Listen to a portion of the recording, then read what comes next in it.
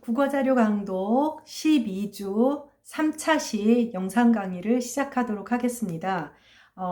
지난 차시에 이어서 121조 우리가 그 소지장 얘기를 하다가 이제 수업을 마쳤죠. 네. 자, 121쪽의 언해 부분을 함께 보도록 하겠습니다. 자, 그러리 경이 아니며 경이 부터이 아니라. 그러니까 그러리 경이 아니라고 하는 것은 무슨 얘기냐면 우리가 소지장을 어떤 그 지식의 얽매인, 그러니까 먼저 얘기를 한다면 경전에 붙들린 병이라는 얘기를 해요. 그러니까 사실 불경 자체가 목적은 아니잖아요. 그렇죠? 불경 자체가 목적이 아니라 그것을 통해서 깨달음을 얻는 것이 목적이기 때문에 이게 경전의 구절에 매이고 이런 것들이 오히려 경전병이다. 이제 그런 얘기를 하는 거죠. 그러니까 그러리 경이 아니며 또 경전이 부터이 아니라 본질적인 것은 그것이 아니다. 도리 니론 것이 도리를 이야기한 것이 경이요 경전이요. 도리로 몸 삼아시니 도리로 몸을 삼은 것이 몸을 삼은 사람이 이 부처이시니 이렇게 되는 거죠. 네. 그리고 122쪽으로 가도록 하겠습니다. 이 경 읽을 사람은 이 경전을 내가 쓴 이 경전을 읽을 사람은 광명을 두루혀다라고 하는 것은 돌이킨다라고 현대국어에서의 돌이키다예요. 그러니까 광명을 몸으로 두른다 이렇게 하는 게 아니라 광명을 나에게 다시 돌이키게 해서 제 비치옴이 자기 스스로를 비치는 것이 귀하고 자기 스스로를 비추는 것이 귀하고 손가락 잡아며 전둠이 손가락을 잡고 전을 두는 것이 가장 슬하니라. 자, 여기는 이제 얘기가 좀 끊어지는데 이 경전을 읽을 사람은 광명을 돌이켜서 스스로를 비추는 것이 귀하고 여기서 끊어지고 손가락 잡아며 소지장 얘기예요. 그러니까 손가락을 잡고 손가락을 잡으며 저는 통발입니다. 통발, 고기를 잡는 그 통발에 해당하는 것이거든요. 고기를 잡는 도구예요. 그러니까 통발을 두는 것이 가장 슬하니라, 가장 슬프다. 그러니까 아까 말했죠. 손가락을 가르치는 그 대상을 봐야 되는데 손가락을 보는 것은 비본질적인 것이고 고기를 잡는 게 목적인데 이거는 그릇이잖아요. 고기를 담는 통발에 불과한 것이죠. 그러니까 또 통발을 버리지 않고 그냥 두는 거야. 그러니까 비본질적인 것에 집착한다는 비유적인 의미입니다. 해석은 그냥 할 수밖에 없어요. 그러니까 이 경전을 읽는 사람은 광명을 돌이켜서 스스로를 비추는 것이 귀하고 손가락을 잡으며 통발을 두는 것이 가장 슬프다. 이렇게밖에 말을 할 수밖에 없습니다. 네. 해석은 그렇게 되지만 비본질적인 것에 집착을 한다는 의미가 되죠. 자, 그 밑에 협주 부분을 보면 권점이 없어요. 권점이 없죠. 권점이 없습니다. 권점이 없어서 이 부분은 자, 선생님이 읽는 협주 부분은 시험에 당연히 나올 수 있어요. 좋은 표현이라서 그렇거든요. 자, 그래서 이 협주 부분은 바로 소지장에 대한 전형적인 그런 표현이 나옵니다. 손가락을 잡는다는 것은 달을 가르치는 손가락을 보고 달을 가르치는 손가락을 보고 달을 아니 볼세. 달을 아니 볼시오. 달을 아니 보는 것이요. 그러니까 달을 봐야 되는데 손가락을 본다는 것이죠. 달을 아니 보는 것이요. 그릇을 둔다는 것은 고기를 잡고 고기 잡난 그릇을 바리디 아니하시니 고기를 잡은 다음에는 고기 잡은 그릇은 버려야 되는데 그 그릇을 바리디 아니하시니 버리지 않은 것이니 이 모든 것이 달을 안 보고 그 다음에 그릇을 버리지 않고 이런 것은 다 경문에 붙들린 병이라. 그러니까 소지장이 되는 것이죠. 잘못된 오만한 지식에 얽매이는 것. 네, 그러한 해석에 해당하는 부분이 되겠습니다. 좋은 표현이죠. 그러니까 이 표현들이 문학이나 일반에 인용이 되는 이유는 사람들이 비본질적인 것에 집착함으로써 진정한 목표나 목표를 잃어버린다는 뜻을 이야기할 때 이런 비유적인 표현을 쓰게 됩니다. 주로 달 가르치는 손가락이라는 의미에서 소지장이라는 표현을 쓰죠. 네, 다음 페이지로 네, 일단 가도록 하겠습니다. 여기 지금 그 123쪽에서는 뭐 여러분들 이제 언해 부분이 없으니까 넘어가도록 하고요. 124쪽으로 넘어가도록 하겠습니다. 124쪽으로 넘어가면 지금 언해 부분이 서천이 나옵니다. 네, 서천이 나오고 그 다음에 그 서천 밑에 있는 디귿자는 뭘까요? 사이소리죠. 네, 니은이니까 한자음의 공명음인 설음이 니은이 이제 불청불탁자니까 전청자인 디귿이 이제 사이소리로 붙어 있는 그런 경우입니다. 역시 이것도 그러니까 서천이라고 하면 서천 극락국 뭐 이런 식으로 들어봤을 거예요. 혹은 뭐 서방정토. 그게 인도예요. 서인도예요. 인도인데 지금의 여러분들 그 콜럼버스가 발견한 서인도 제도가 아니라 인도의 서쪽 지역을 말을 하는 겁니다. 그러니까 우리가 흔히 해초가 썼던 왕오 천축국전 알죠? 천축국에 해당하는 이제 인도를 말을 하는 건데 이제 그 서천이라고 했을 때 이제 여러분들이 이제 떠올리는 것 중에 하나가 서천 극락국 가서 이제 그 경전을 찾으러 가는 그 사람들이 있었죠. 서유기의 주인공 삼장법사 그리고 손오공 뭐 그다음에 뭐 사오정 저팔계 이거는 사실 이제 그러니까 만화란다. 이제 소설로 중국에 이제 소설로 있어서 이제 우리가 널리 알려져서 그 주인공으로 등장하는 삼장법사가 가공의 인물로 알고 있지만 삼장법사는 실존하는 현장법사의 다른 이름이에요. 삼장이라는 말이 있거든요. 그래서 그 부분에 대한 설명을 좀 해주려고 PPT에 정리를 해봤습니다. 124쪽이 있습니다. 124쪽에 해당하는 것이고 PPT 5쪽입니다. 네, PPT 5쪽. 네, 삼장법사. 네, 불교의 성전인 경장, 율장, 논장 이 3장이에요. 이 세 개의 3장에 모두 정통한 사람을 이르는 말. 그러니까 이제 당연히 스님이겠죠. 승려겠죠. 이제 남성 승려이기 때문에 삼장 비구 또는 삼정 성사라고도 부르고 이제 흔히 줄여서 삼장이라고 해요. 그러니까 삼장 법사는 여러 명이 있을 수 있는 거예요. 근데 이제 그 삼장 법사 가운데 가장 유명한 스님이 현장 법사였고 현장이었고 이 현장이라는 사람을 모델로 만든 것이 서유기예요. 서유기인 거죠. 그러니까 실존 인물이에요. 손오공이나 얘들은 이제 판타지 소설화 한 것이고 그래서 한 가지 장에 정통하기도 어려운데 3장에 모두 정통한 법사란 아주 대단한 극존칭의 의미를 포함한 호칭이었습니다. 그래서 주로 이 3장 법사는 어떤 일을 했냐면 중국에서 인도와 서역에서 불경을 들여와 한자로 번역한 일에 종사하던 사람을 역경삼정이나 3장 법사, 그러니까 번역하는 사람인 거죠.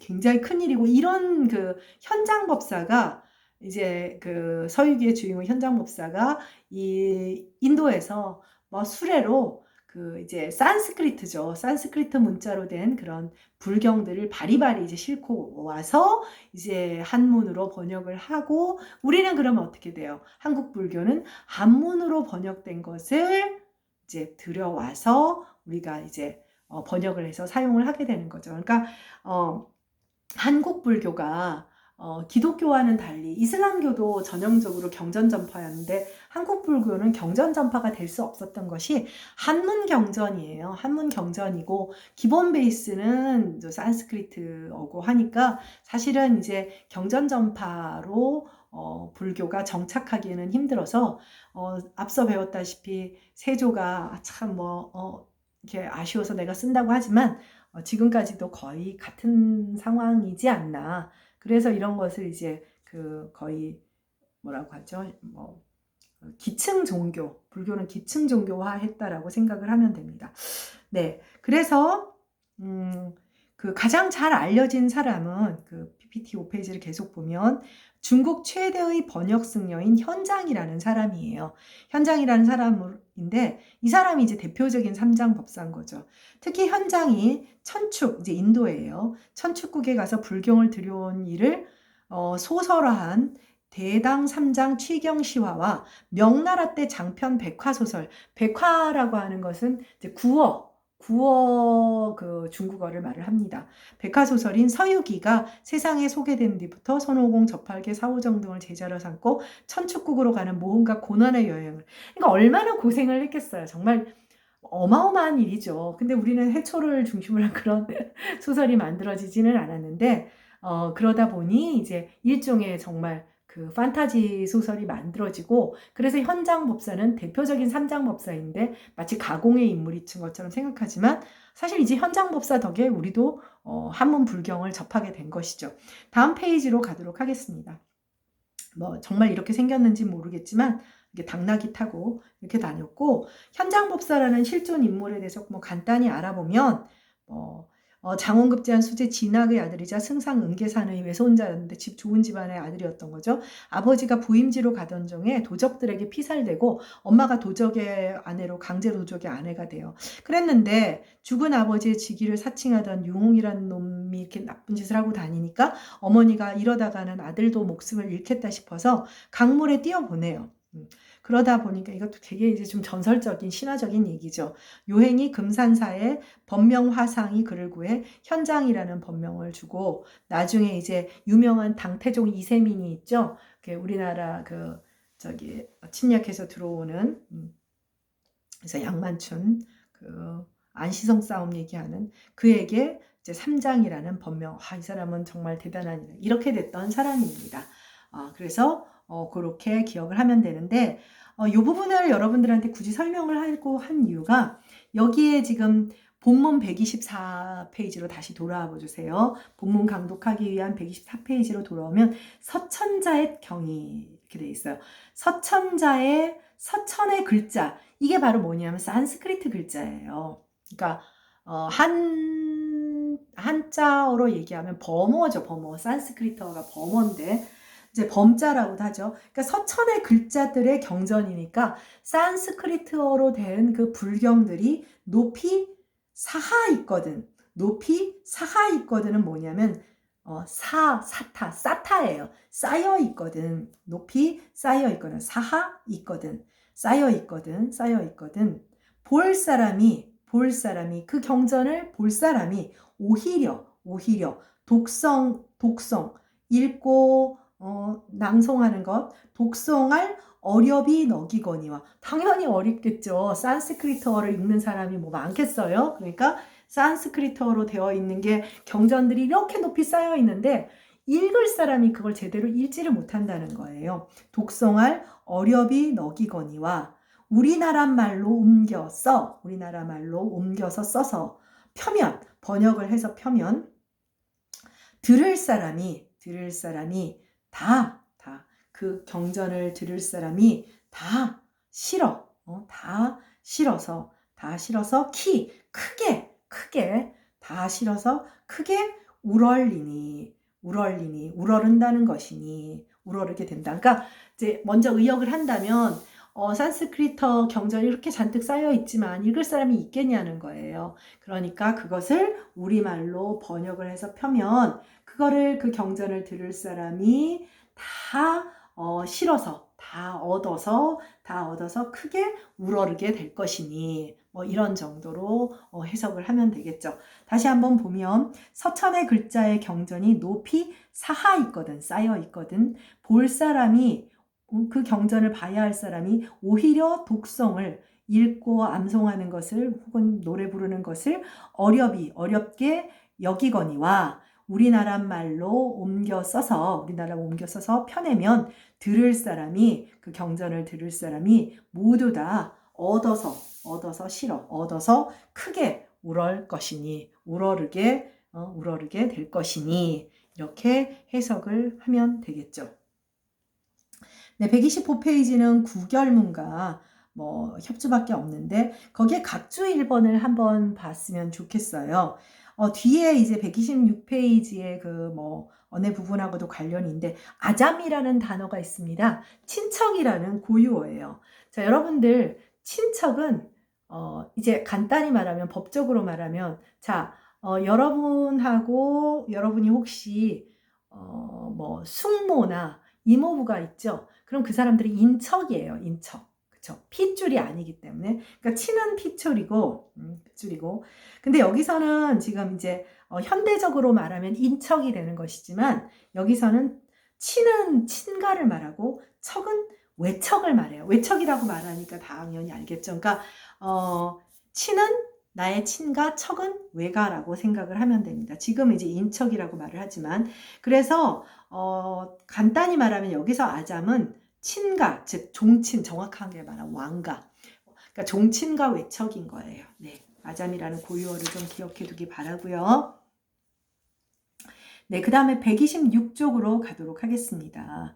126쪽으로 가면 거기에 언해 부분에 한번 일단 먼저 읽으면 그럴세 종친과 재산과 공신과 아잠과 백관 사중과 발언의 수레를 썩디 아니홈에 다시 읽을 테니까 썩지 아니하는 것에 메워두며 덕본을 끝이 없는 것에 심어서 뭐 이런 것인데 일단은 그 용어들을 먼저 설명을 하면 종치는 방금 말했다시피 이제 간단히 말하면 수양대군 시절이 전형적인 종친이에요. 종친이죠. 그러니까 왕세자의 친가를 말을 합니다. 그 다음에 재상은 뭐 여러분들 이제 영의정 이제 정승을 말을 하는 것이고 공신은 그러니까 말하자면 공을 세운 신숙주는 공신이죠. 그걸 공신을 말을 하고요. 아잠은 이제 그 전형적인 친척, 그 다음에 백관, 이제 관료들, 그 다음에 사중을 설명을 할게요. 사중은 여기 지금 PPT 7쪽을 봐주세요. PPT 7쪽을 봐주면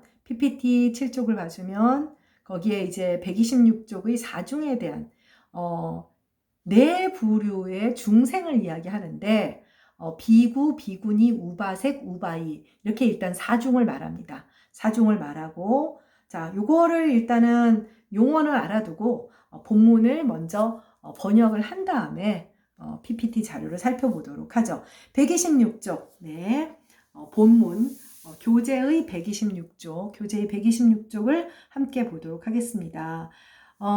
그럴 때 종친과 재상과 공신과 아잠과 백관사중과 발언회. 그러니까 발언이라는 것은 소원을 펴낸다라는 거예요. 근데 불교에서 말하는 발언은 뭐겠어요? 전형적으로 열반에 드는 것이겠죠. 네, 어쨌든 그러한 발언에 근데 여러분들이 거기 아마 그 12대원은 못 배울 것 같은데 발언에 보면 뭐 예를 들면 여러 가지가 있어요. 아녀자가 너무 아이 낳고 고생스러워서 힘들어서 부처의 이름을 빌면서 발언을 하면 뭐 사내로 태어나고 뭐 이런 그런 발언들이 있긴 합니다. 어쨌든 소원을 이제 어떤 열반에 들거나 그런 것을 발언이라고 해요. 발언의 수레를 썩디 아니홈에 썩지 않는 것에 그러니까 썩지 않는 것에 매며 끈으로 매는 거예요. 매어두며 덕의 근본을 그지없음에 끝이 없는 것에 끝이 없음에 심어. 지금 표현하고는 좀 다르지만 의미는 그대로예요. 명사형을 이상하게 써서 현대화는 좀 달리 써서 그런 것인데 자 그렇기 때문에 발언의 수레를 썩지 아니홈에 메어두고 덕본을 끝이 없음에 심어 이렇게 되는 것이죠. 네, 심거는 여러분들 기억나죠? 그래서 지금 126페이지의 각주 2번과 3번을 보면 2번은 나무의 경우에 해당하는 것이죠. 우리 앞에서 이제 그 중세고의 특징할 때 이미 배웠습니다만은 또 3번은 용원 어간의 경우죠. 변화의 양상은 똑같아요. 용원 어간과 체원 어간의 차이만 있을 뿐이죠. 네. 네. 그 다음에 127페이지에는 구결문과 협주니까 넘어가도록 하겠습니다. 네. 자, 본문 보기 전에 지금 여러분들 PPT 자료 7쪽으로 돌아와 주세요.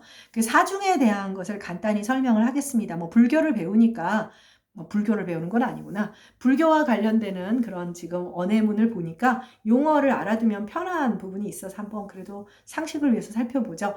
비구, 비구니, 우바색, 우바이 다 기본적으로 그 산스크리트어의 중국어식 음차예요. 그러니까 우리가 한자가 만들어지는 방법 보면 가차라고 하는 것이 있잖아요. 음을 빌어서 쓰는. 그러니까 산스크리트어의 음차에 해당하는 겁니다. 그래서 산스크리트어 보면 빅슈 이렇게 비슷하겠죠. 비구 이렇게 들리겠죠. 팔리어는 그 인도의 산스크리트어나 팔리어나 모두 인도의 지역 방언이라고 생각을 하면 됩니다. 그래서 비구니는 우리가 흔히 이제 승려, 중, 이렇게 부르는 이제 남승이죠. 그래서 불교에 기해서 출가 입도한 남자를 말을 하는데, 20세 전에는 이제 삼이가 되고, 그 다음에 그 계를 받고 구족계는 계가 있대요. 그러니까 삼이는 남승이고 삼인이는 여승이에요. 그러니까 20세 전에 삼이가 비구가 되고 삼인이가 비구니가 돼요. 네가 있으니까. 네. 근데 이 비구라는 말은 걸식을 하죠. 여러분들 알다시피 이제 그 탁발승이라고 해서 요즘은 볼 수가 없는데 요즘은 벨 누르고 예를 들면 전도하는 분도 흔치는 않아요. 교회 전도도 예전에는 선생님 어릴 때는 바깥에서 목탁 소리가 들려요. 목탁 소리가 들리면 어른들이 나가서 쌀 같은 거 드려요. 이게 탁발승이에요. 있었어요. 선생님 어릴 때는 초등학교 때까지는 본 것 같아요. 그러더니 어느 정도 사라지고 그 다음에는 이제 교회 전도하는 분들이 이제 많이 초인종을 누르셨고 요즘은 사실 흔치 않죠. 집에 와서 아파트 생활이 많아지면서 이제 초인종을 누른다, 벨을 누른다라고 하는 것은 드물었고 예전에 어릴 때는 초인종도 흔치 않으니까 앞에서 목탁 소리가 들려요. 그럼 어른들이 특정 종교와는 상관없이 이제 쌀 같은 걸 드리죠. 그게 이제 탁발승인데 걸식하는 자라는 뜻으로 비구라는 의미가 이제 쓰였다는 거죠. 같은 맥락이죠. 네. 그래서 여러분들 그 밑에는 각자 읽어보도록 하고 그 다음 페이지로 가보도록 하겠습니다. 비구니는 여자예요. 여자 역시 범어 산스크리터 비크슈니 걸사녀 역시 이것도 국어를 한다라는 의미로 거치죠. 근데 이제 사실은 모든 종교가 이제 고대로부터 비롯되다 보니까 어느 정도 남녀 차별이 있는데 불교의 경우도 남자는 삼위 생활을 하면 그 다음에 계를 받으면 비구가 될 수가 있는데 여자는 그게 안 돼요.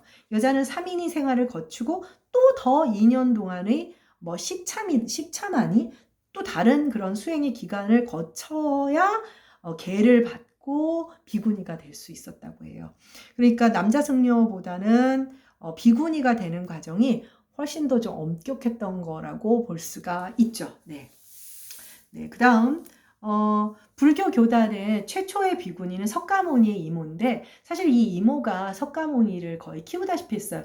왜 그러냐면 석가모니의 어머니가 마야 부인이라는 건 여러분도 다 알고 있잖아요. 마야 부인은 그 석가모니를 낳고 7일 뒤인가 일주일 뒤인가 죽어요. 그래서 정반왕이 몹시 슬퍼하게 되는데 그래서 그 다음에 이제 이모 이름도 너무 어려워서 그래서 이제 이모가 이제 석가모니의 고향인 카필라성에 갔을 때 이제 이모가 내가 너를 따라 출가하겠다 이렇게 했는데 시달타가 이제 거절을 하는데 다시 또 석가모니를 찾아오니까 여러분들 아마 아난존자라고 들었을 거예요. 석가의 아주 뛰어난 제자죠. 아난이 이제 얘기를 합니다. 이제 자꾸 그러시지 말고 이모의 출가를 허락해달라. 그래서 석가모니의 허락을 받고 최초의 비구니는 석가모니의 이모였다. 시달타의 이모였다.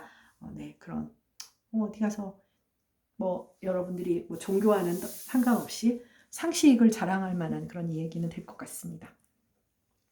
그리고 우바색 우바이라는 말은 우리 이제 이 문헌에 이제 읽으면서 나오기 때문에 소개를 하는데 사실 평상시에 우리가 거의 접할 수 없는 용어예요. 이 문헌 우리가 지금 이걸 강독을 하다 보니까 우바색 우바이는 제가 신자, 그러니까 집에 있는 신자들을 말을 해요. 근데 이제 엄밀한 의미에서는 일반 신자랑은 좀 다르다고 하는데 어찌되었건 간에 우리로서는 뭐 깊이 들어갈 건 없고, 우바색은 남성 제가 신자, 우바이는 여성 제가 신자를 말한다고 합니다.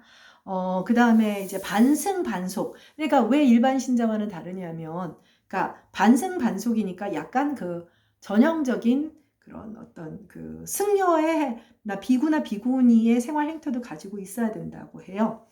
그 다음에 동자, 왜 우리 뭐 부처님 오신 날 그러면 아기 동자 나오잖아요. 우바색이 되고 뭐 승이 되기도 하고 뭐 이런. 그래서 승과 속, 사원과 사회의 교집합에서 민간 불교의 형성에 많은 공헌할 그러한 그 지위라고 합니다. 나중에 보살 같은 것도 이제 우리가 개념 정의를 한번 보긴 하겠지만, 네. 그래서 우리 다시 이제 그 언해 부분을 보도록 하죠.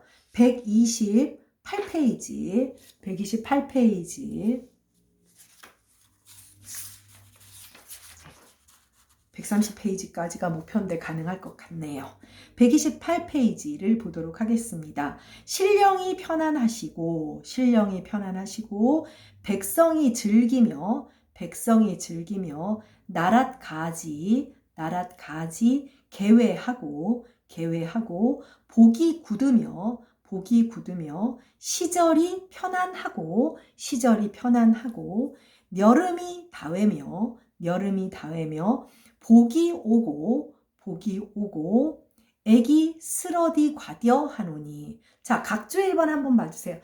자, 어미는 많이 바뀌어요. 쓰러디 과디어하노니. 쓰러졌으면 한노라. 자, 여러분 뭔지 모르지만 정확한 번역은 안 되더라도 다 좋은 얘기인 것 같죠? 다 좋은 얘기. 그렇게 내가 지금 이런 불경을 만드는 불사를 하니, 이렇게 왕으로서 이렇게 바라고 비니, 발언을 하니 이렇게 되기를 바란다. 이렇게 되죠.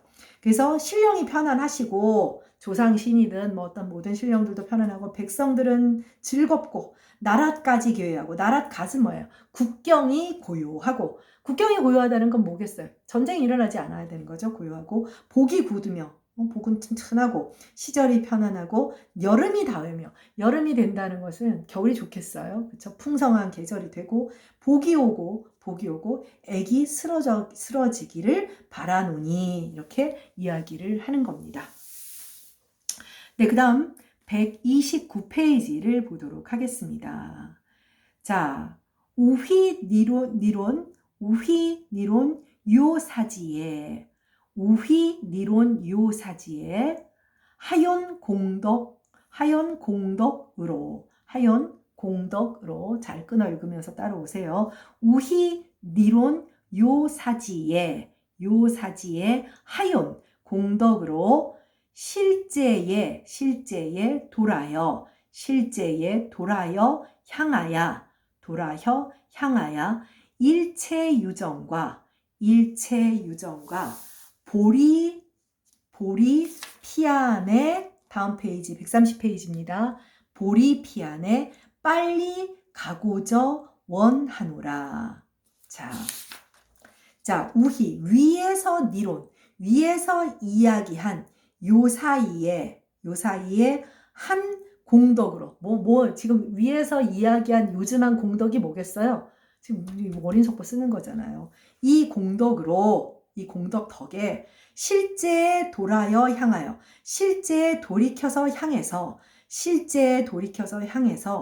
일체유정과, 용어 설명하겠습니다. 일체유정과 보리피안에, 일체유정은 중생들이에요. 모든 중생들과 보리피안, 극락의 상황이에요. 극락, 열반, 보리피안에 빨리, 자, 다음 페이지 130페이지. 애는 애빨리가 아니에요. 보리피안, 첩격이에요. 애만 첩격. 빨리 가고저 원하노라. 자, 내가 지금 한 이 공덕으로 일체 중생들과 보리피안에 빨리 가고저 바라노라. 이런 뜻이 되죠. 그래서 천순 3년 기묘 7월 7일 서, 이렇게 했어요. 천수는 역시 중국 명나라의 휘호로 우리가 연대를 알 수 있게 되는 것이죠. 자, 그래서 오늘 본문 강독은 여기까지 하고 지금 129쪽 앞으로도 많이 나올 용어이기 때문에 자 129쪽에 대한 PPT 10페이지 PPT 10페이지를 함께 보도록 하겠습니다. PPT 10페이지. 자, 129쪽에서 볼이라는 단어가 나왔고 피안이라는 단어가 나왔고 일체유정이라는 단어가 나왔습니다. 그래서 볼이는 불교에서 수행 결과 얻어지는 깨달음의 지혜 또는 그 지혜를 얻기 위한 수도 과정이에요. 이거는 볼이라고 읽어야 돼요. 원래 한자음과 예를 들면 차제도 우리가 차제라고 안 하고 차례라고 읽잖아요. 그것과 마찬가지로 원래 발음은 한자 발음은 보제예요. 보제. 근데 보제라고 읽으면 안 되고 보리라고 합니다. 이건 산스크리트어 보디의 한자 음역이라고 생각하면 됩니다. 그래서 보리라고 읽어야 되고요. 정확하게 구체적으로 말하면 각 지, 도의 상태가 볼이에요. 그러니까 깨달음, 그 다음에 지혜, 그 다음에 지식, 그 다음에 도 이것의 상태를 말을 한다는 거죠. 그래서 불교의 이상인 불타정각의 지혜를 가리키기도 하고 대승의 길을 걷는 보살과 소승의 길을 걷는 성문, 영각이 수행하여 얻는 불가를 가리키기도 한다. 뭐 여기까지 볼 건 없고요. 네, 그래서 뭐 여러분들 달마대사를 알죠? 달마대사.